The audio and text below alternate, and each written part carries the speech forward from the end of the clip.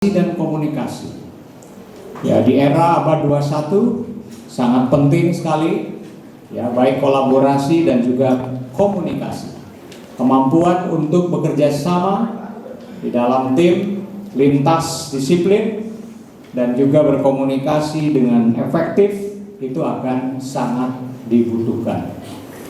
Oleh karena itu, pendidikan di Stikes Medistra Indonesia harus terus mendorong pengembangan soft skill untuk para mahasiswa, sehingga pada saat nanti lulus, kualitas lulusan kita semakin kompeten dan bisa bersaing di dunia kerja.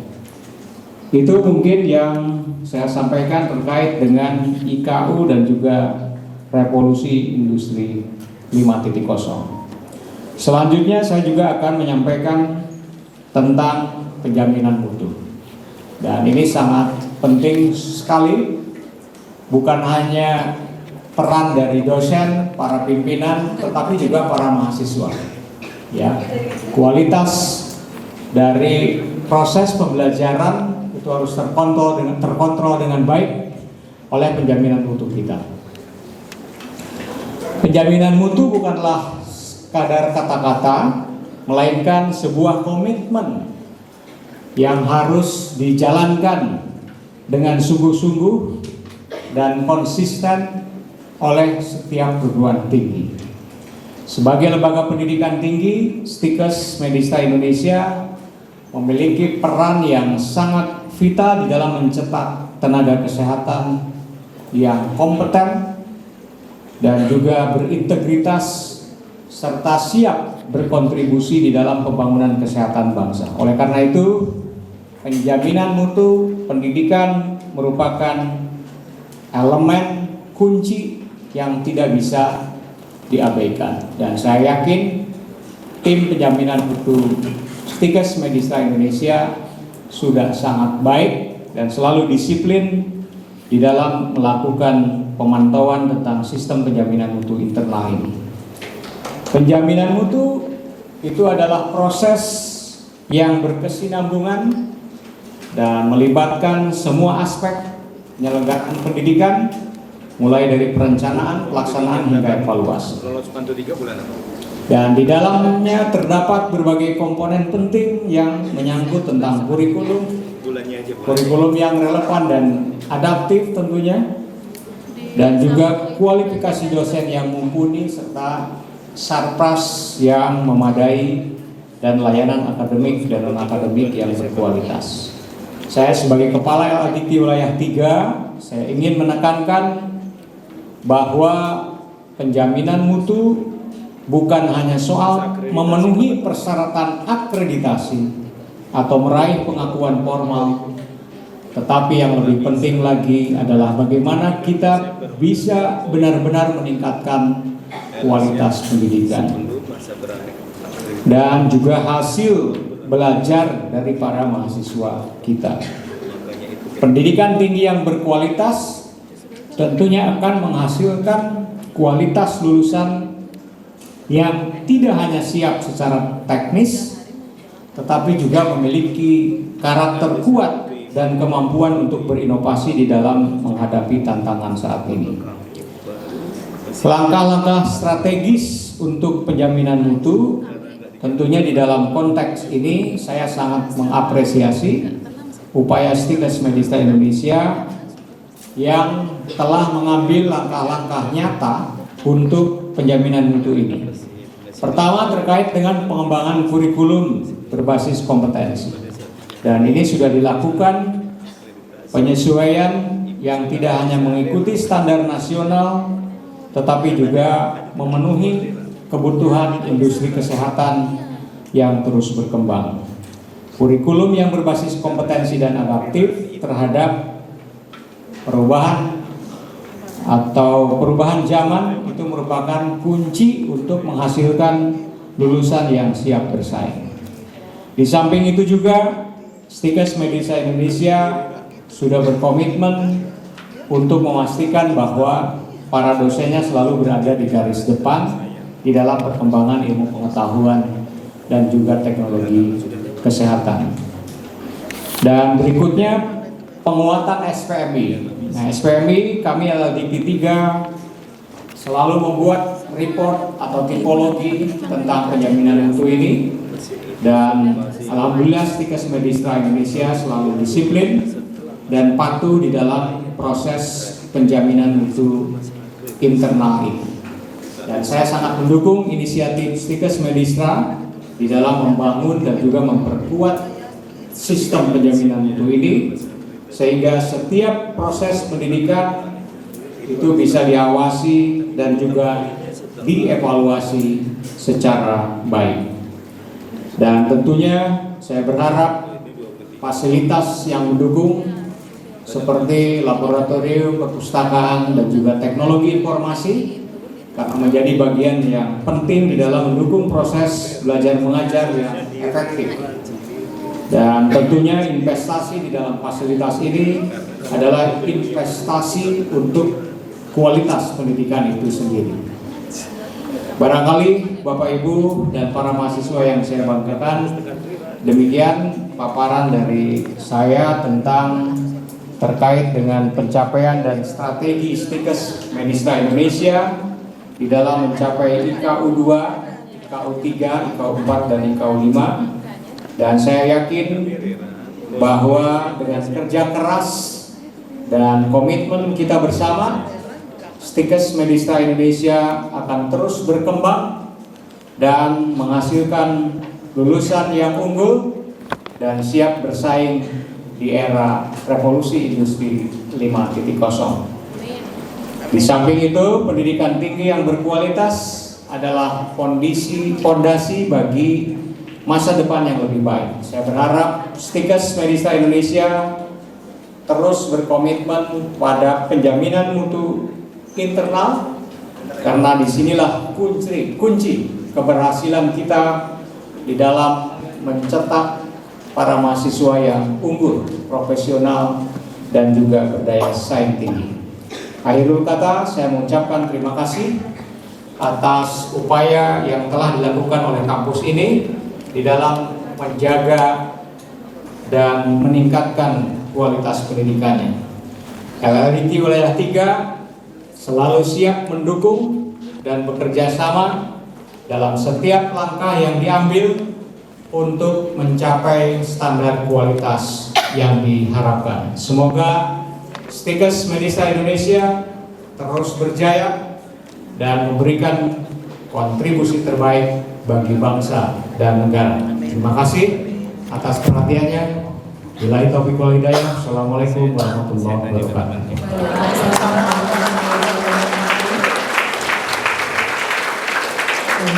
Terima kasih kepada Profesor Dr. Tony Toharudin SSI MSc atas paparan materinya. Selanjutnya adalah sesi diskusi.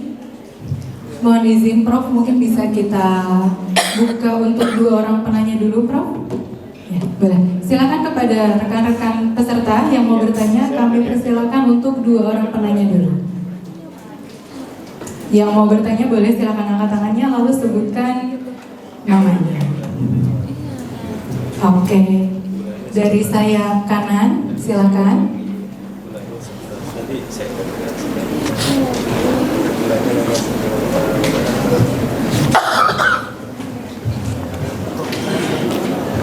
Ya, silakan berdiri.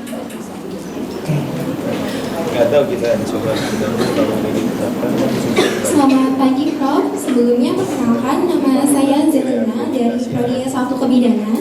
Untuk pertanyaannya, bagaimana cara meningkatkan keterampilan analitis untuk menghadapi era digitalisasi? Mohon penjelasan ya Prof. Terima kasih. Terima kasih kepada Zelina. Mau langsung dijawab atau boleh langsung aja Prof?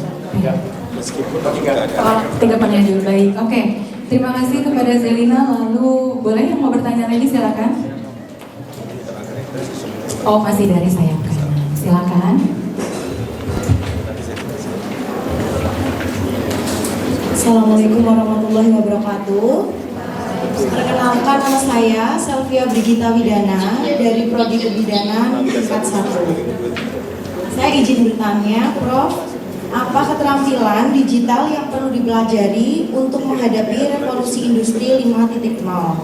Terima kasih, sekian dari saya. Wassalamualaikum warahmatullahi wabarakatuh. Waalaikumsalam warahmatullahi wabarakatuh. Oke, terima kasih. Satu penanya lagi dari yang ganteng, gak ada yang mau nanya, ini yang ganteng.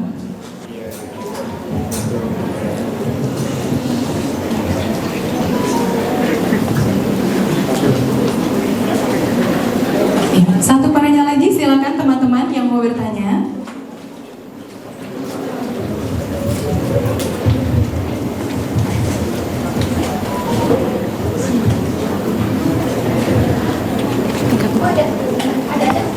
Ada, oke, silakan berdiri.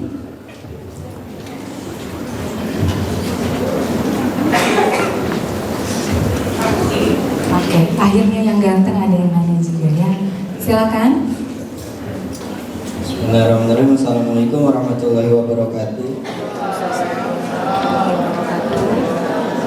Maaf, perkenalkan diri, nama saya Faris Rizky dari Prodi Keperawatan.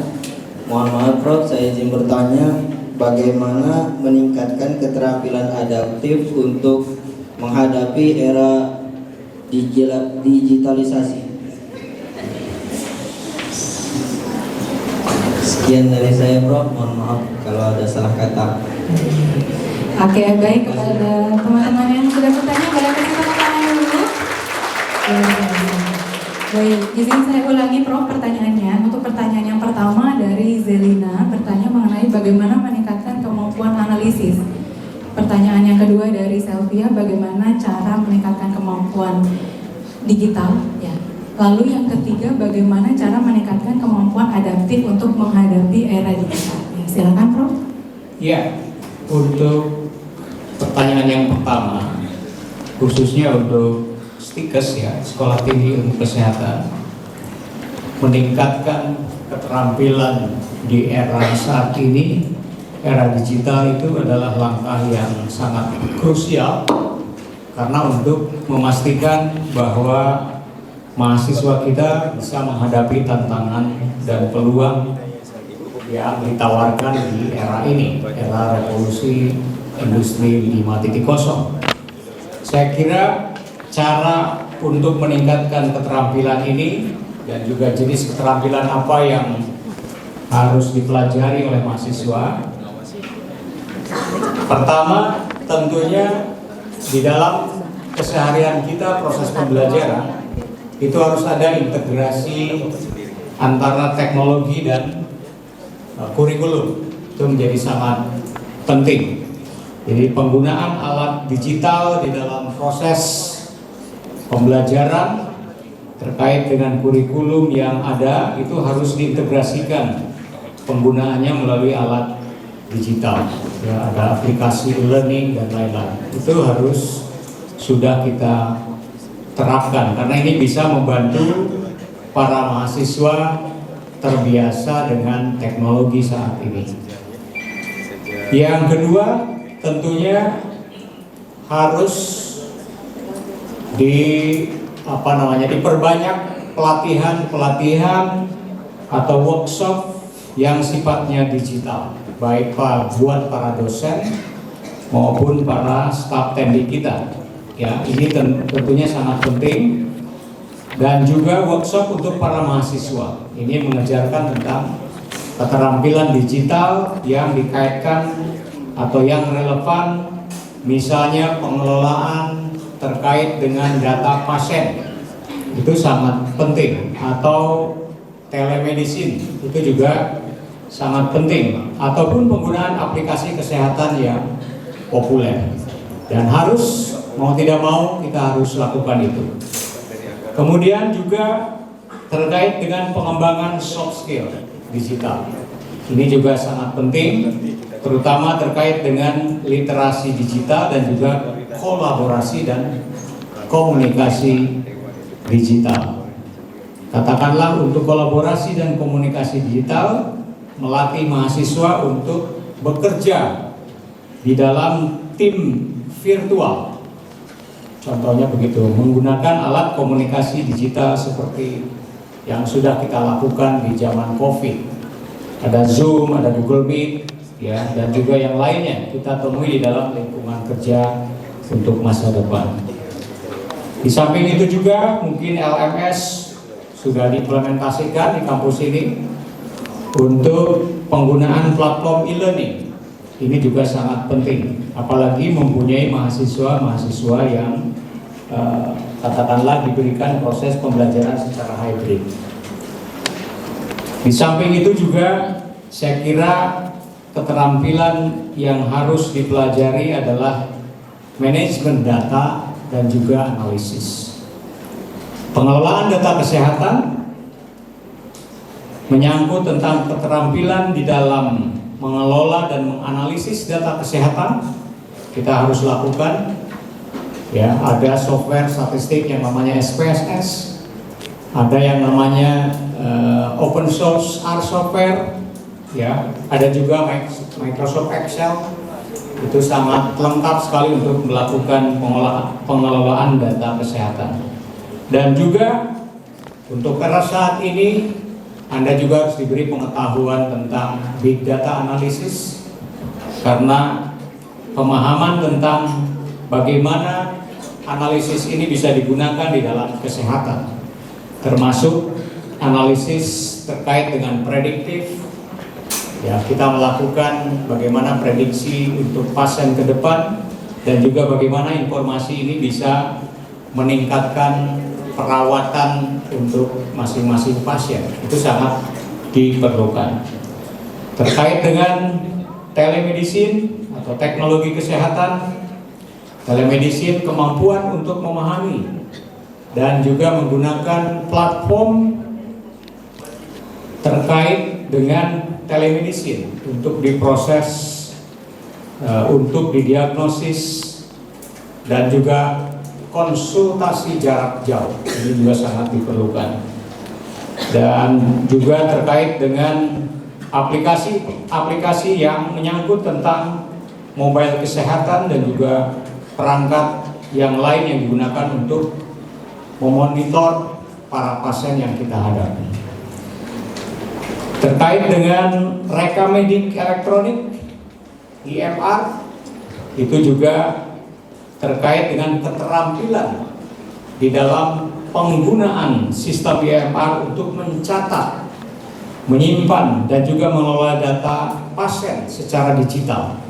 Ini sangat diperlukan oleh sebuah rumah sakit yang merupakan standar praktik medis yang bisa kita katakan modern. Itu juga harus kita lakukan peningkatan kompetensi di bidang itu. Dan saya kira yang lain terkait dengan pengembangan aplikasi kesehatan itu menjadi juga hal yang sangat penting yang dilakukan oleh para mahasiswa.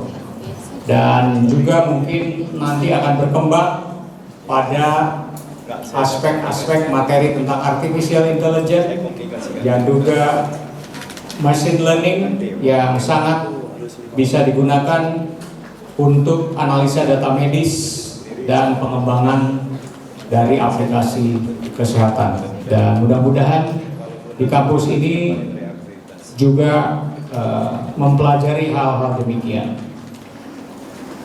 Berikutnya ada pertanyaan meningkatkan keterampilan adaptif di era digital. Ini juga sangat penting untuk memastikan bahwa para mahasiswa, individu dan organisasi bisa terus berkembang dan berinovasi di dalam menghadapi perubahan yang sangat cepat ini.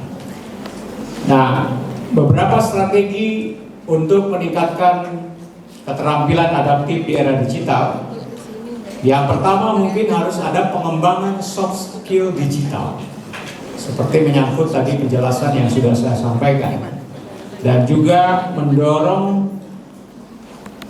lifelong learning, pembelajaran berkelanjutan. Ini juga menjadi hal yang sangat penting untuk meningkatkan keterampilan adaptif. Dan kita juga harus mempunyai strategi tentang penguatan literasi digital, pemahaman teknologi dasar, dan juga eksplorasi alat digital yang nanti ada temukan ya yang baru di dunia kesehatan itu harus segera kita kuatkan, kita pelajari. Dan grow mindset, tadi saya sudah sampaikan, pembentukan mindset pertumbuhan, kepemimpinan adaptif, menerapkan gaya kepemimpinan yang mendukung eksperimen dan juga pembelajaran dari sebuah kegagalan. Seorang leader harus memodelkan sikap terhadap pembelajaran dan juga perubahan. Dan berikutnya adalah penghargaan terhadap pembelajaran. Jadi menghargai dan merayakan usaha individu atau tim yang berani mencoba sesuatu yang baru. Itu juga harus kita apresiasi. Meskipun tidak selalu berhasil, tetapi ini adalah salah satu upaya membangun budaya yang bisa menghargai proses pembelajaran. Itu mungkin dari seluruh pertanyaan yang ada, dan saya kira grow mindset ini menjadi hal yang sangat krusial untuk diberikan pengetahuan terhadap seluruh mahasiswa agar kualitas lulusan kita semakin baik, terutama menghadapi era abad 21. Terima kasih.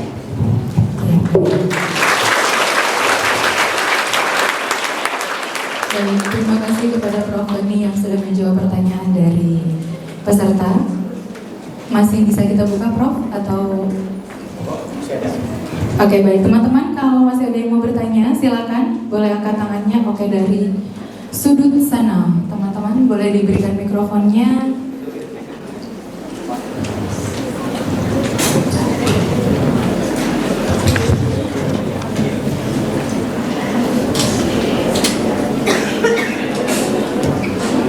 Cukup. Atau masih ada? Masih ada, Prof. Assalamualaikum warahmatullahi wabarakatuh. Selamat pagi, Prof. Izin memperkenalkan diri, saya Mahna Ganti dari Prodi Farmasi tingkat 1. Pertanyaan saya, apa peran keterampilan personal dalam Pertanyaan saya, apa peran keterampilan interpersonal dalam revolusi industri 5.0? Terima kasih. Peran keterampilan interpersonal dalam revolusi industri 5.0. Ya. Oke, baik. Terima kasih. Satu lagi terakhir mungkin ya, Prof. Ya, teman-teman kalau masih ada yang mau bertanya silakan satu lagi. Oke, dari sayap tengah.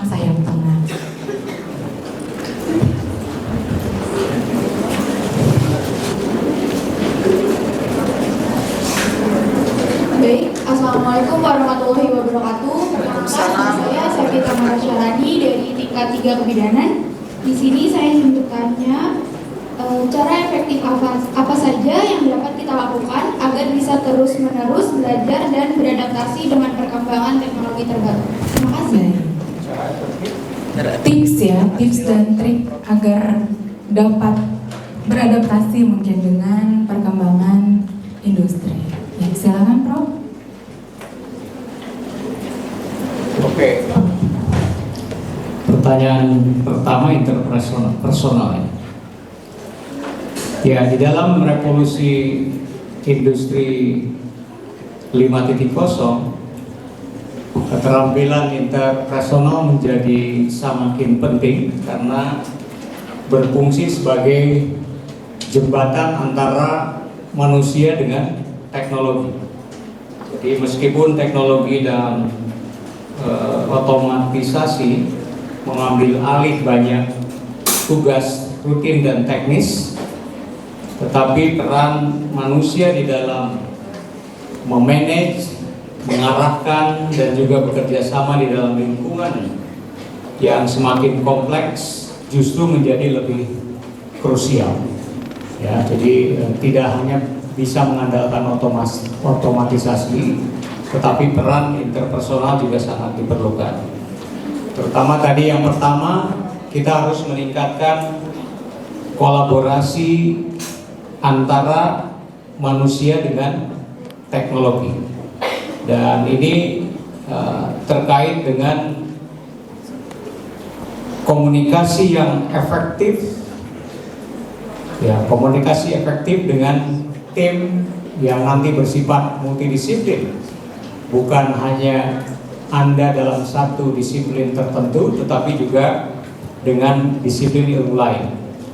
Nah, di era revolusi industri 5.0, tentunya tim yang terdiri dari berbagai disiplin ilmu itu sering menghadapi atau sering bekerja bersama untuk menciptakan solusi yang adaptif terhadap perkembangan saat ini. Jadi keterampilan interpersonal, ya, seperti komunikasi efektif itu sangat penting untuk bisa memastikan bahwa semua anggota tim yang ada itu bisa berkontribusi secara maksimal dan ide-ide yang disampaikan bisa diterjemahkan dengan jelas di antara berbagai disiplin ilmu yang ada. Kemudian berikutnya juga menyangkut tentang inovasi dan kreativitas, kolaborasi kreatif, dan juga membangun lingkungan kerja yang inovatif antara seorang leader dengan anggota tim itu harus memiliki keterampilan interpersonal. Itu untuk pertanyaan pertama. Yang kedua, cara efektif agar dapat beradaptasi dengan revolusi industri 5.0. Nah, tentunya beradaptasi dengan revolusi industri 5.0 itu memerlukan pendekatan yang sifatnya holistik, menggabungkan keterampilan secara teknis, kemudian soft skill dan mindset yang adaptif dengan perubahan ini. Jadi industri 5.0 menekankan pada tadi yang saya sampaikan, kolaborasi antara manusia dan juga teknologi, di mana seperti kecerdasan buatan, artificial intelligence, otomatisasi, kemudian Internet of Things itu bekerja berdampingan dengan kreativitas dan empati dari manusia. Jadi tadi sudah disampaikan banyak hal terkait dengan mengembangkan literasi digital, meningkatkan soft skill, lifelong learning, kemudian juga terkait dengan kolaborasi antara manusia dengan teknologi, dan yang tidak kalah penting adalah kecerdasan emosional juga sangat perlu. Meningkatkan kecerdasan emosional itu sangat penting untuk memahami, menggunakan dan mengelola emosi secara positif untuk meredakan stres, berkomunikasi secara efektif, dan memimpin serta memotivasi orang lain. Itu juga merupakan hal yang sangat penting. Dan terakhir, ya, penerapan teknologi di dalam kerja kita sehari-hari ini juga menjadi sangat penting, ya, terkait dengan eksperimen dengan alat digital kesehatan yang baru. Itu juga menjadi sesuatu yang harus kita lakukan. Dan tentunya yang terakhir bisa juga mengembangkan critical thinking dan juga problem solving yang harus dipunyai oleh mahasiswa kita, yang harus bisa belajar dari sekarang terkait dengan problem solving dan juga critical thinking supaya bisa beradaptasi dengan revolusi industri 5.0. Barangkali demikian. Terima kasih. Baik, terima kasih kepada Prof. Baik, kepada seluruh peserta kuliah umum, sebelum kita akhiri izin saya bacakan kesimpulan diskusi kita hari ini, bahwa dalam menghadapi revolusi industri 5.0 sebagai mahasiswa kita harus memiliki kemampuan teknologi informasi dan keterampilan digital sesuai dengan era saat ini, memiliki sikap adaptif itu dibutuhkan pendidikan yang relevan baik formal maupun non-formal yang berkaitan dengan minat dan bidang profesi yang kita jalani. Demikian Bapak Ibu dan teman-teman semua. Untuk selanjutnya adalah penyerahan cindera mata dan sertifikat. Kami mohon kesediaan Bapak Pembina Yayasan, Ibu BPH dan Ibu Ketua Stikes untuk menyerahkan sertifikat dan cindera mata kepada Profesor Dr. Tony Toharudin SSI MSc.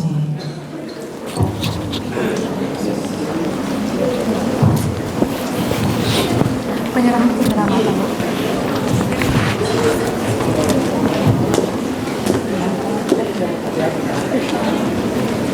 Cindera matanya dulu sama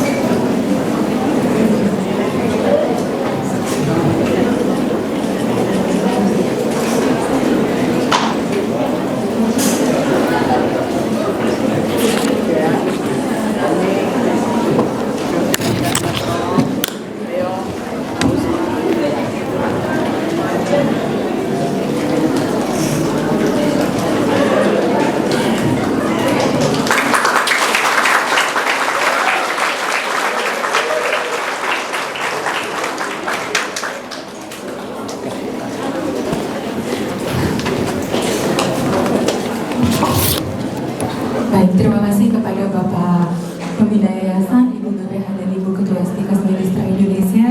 Sekali lagi kami ucapkan terima kasih kepada Profesor Dr. Tony Toharudin SSI MSc untuk sharing materinya pagi hari ini. Untuk kegiatan selanjutnya kami kembalikan kepada pembawa acara. Terima kasih. Bapak Ibu yang berbahagia, serangkaian kegiatan kuliah umum telah selesai. Atas nama panitia penyelenggara, kami mengucapkan terima kasih atas kehadiran dan perhatian Bapak Ibu, rekan-rekan semua. Kami akhiri, wassalamualaikum warahmatullahi wabarakatuh. Selamat pagi, salam humanis dari Stikes Medistra Indonesia untuk kita semua.